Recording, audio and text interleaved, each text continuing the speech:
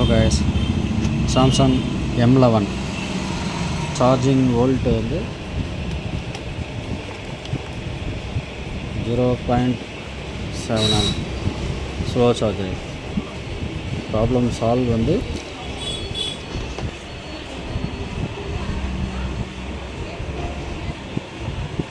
இந்த VBS இது வந்து ப்ளஸ்ஸு, இந்த வி பேட்டரி இருக்குல்ல, இதில் வந்து ட்ராக் அடிச்சிங்கன்னா ஓகே ஆகிடும். இப்போ அடித்து காமிக்கிறேன் பாருங்கள், வோல்ட் எவ்வளோ வருதுன்னு பாருங்கள்.